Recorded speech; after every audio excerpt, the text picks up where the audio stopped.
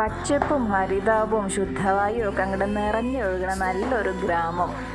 അങ്ങനെ വീട്ടിലെത്തിക്കഴിഞ്ഞ് കഴിഞ്ഞാൽ സായാഹ്ന സവാരിക്ക് ഇറങ്ങുക എന്നുള്ളത് നിർബന്ധമായിട്ടുള്ളൊരു കാര്യമാണ്. വീട്ടിലെത്തിക്കഴിഞ്ഞാൽ അപ്പം ചോദിച്ചു തുടങ്ങും, അമ്മേ വെയിലറിയോ, പോവാം നമുക്ക്. അങ്ങനെ ഒരുവിധം 5 മണി വരെ അങ്ങോട്ട് നീക്കും, പിന്നെ അങ്ങോട്ട് ഇറങ്ങുക കേട്ടോ.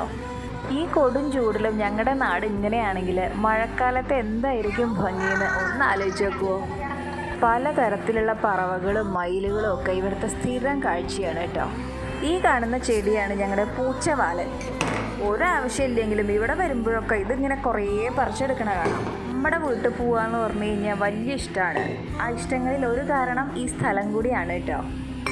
ഈ കാണുന്നവരെല്ലാം ഇവിടുത്തെ സ്ഥിരക്കാരാണ് കേട്ടോ. വെയിലറിക്കഴിഞ്ഞാൽ ഇങ്ങനെ 1-2 പേര് ആദ്യം വന്നിരിക്കും, വർത്തമാനം പറയും. പിന്നീട് ആ വഴിക്ക് പോകുന്നവരൊക്കെ ആ വർത്തമാനത്തിൽ അങ്ങനെ കൂടി വിശേഷങ്ങളൊക്കെ പറഞ്ഞ് അതൊരു സന്തോഷം അല്ലേ. കാച്ചുവിന് കുറേ കാലമായിട്ട് പരിചയമുള്ള പോലെയായിരുന്നു. അവനാണ് അമ്മൂമ്മ വലിച്ചു നടക്കുന്നുണ്ടായിരുന്നത്.